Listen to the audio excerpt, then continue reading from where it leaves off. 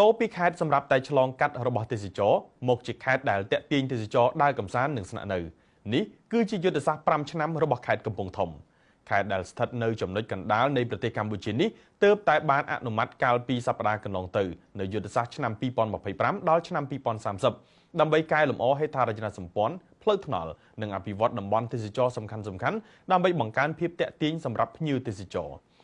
លោកសេងអានប្រធានមន្ត្រីទេសចរខេត្តកំពង់ធំបានប្រាប់អប្សរាទូណៃថាបច្ចុប្បន្នខេត្តកំពង់ធំគ្រាន់តែជាតំបន់ទេសចរឆ្លងកាត់ហើយមិនសូវមានទេសចរស្នាក់នៅនោះទេ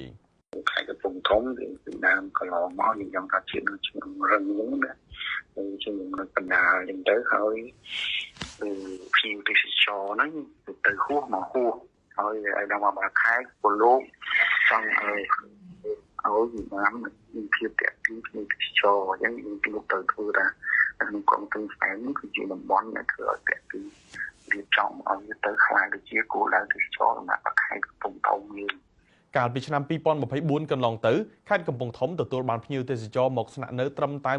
180,000 នាក់ប៉ុណ្ណោះក្នុងនោះភ្ញៀវទេសចរបរទេសមានចំនួន6,000 នាក់បើតាមលោកប្រធានមន្ត្រីទេសចរអាជ្ញាធរខេត្តនឹងចាប់ផ្ដើមរៀបចំហេដ្ឋារចនាសម្ព័ន្ធនៅក្រុងស្ទឹងសែនមុនគេរួមមានការរៀបចំច្រាំងស្ទឹងសែនរៀបចំសួនច្បារសាធារណៈសម្រាប់ហាត់ប្រាណកន្លែងទទួលទានអាហារកន្លែងជិះទូកតាមដងស្ទឹងសែននិងភោជនីយដ្ឋានលើទឹកនិងបង្កើតបន្ទប់ទឹកសាធារណៈបន្ថែមពីលើនោះនៅមានប្រាសាទសម្បូរព្រៃគុកអភិវឌ្ឍភ្នំសន្ទុកតំបន់ទេសចរស្ទឹងព្រៃប្រោះនិងបឹងសំរិទ្ធក៏នឹងត្រូវអភិវឌ្ឍលើហេដ្ឋារចនាសម្ព័ន្ធផ្លូវរៀបចំសួនច្បារចំណតរថយន្តកន្លែងលក់អាហារបង្កើតសេវាកម្មជិះកន្ត្រកយោង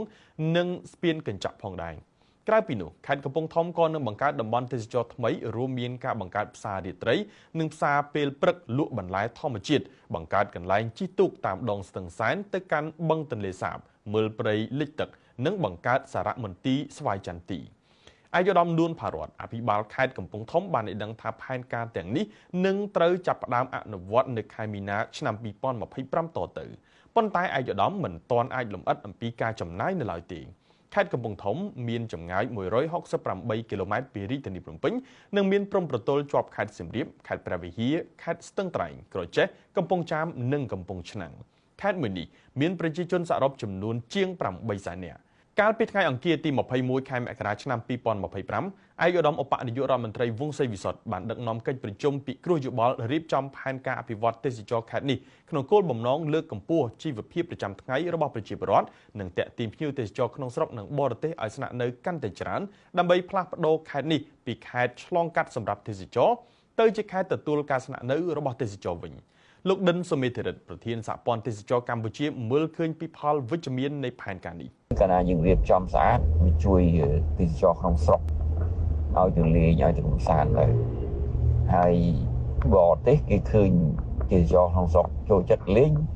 និយាយល្អគេចង់ទៅលេងដែរគេចង់ទៅមើលដែរខេត្តកំពង់ធំមានរមណីយដ្ឋានទេសចរសំខាន់ចំនួន6កន្លែងរួមមានប្រាសាទសម្បូរព្រៃគុកប្រាសាទគុកនគរភ្នំសន្ទុកស្ទឹងព្រៃប្រោះរមណីយដ្ឋានកែច្នៃបឹងសំរិទ្ធនិងរមណីយដ្ឋានកែច្នៃស្ទឹងជីនិត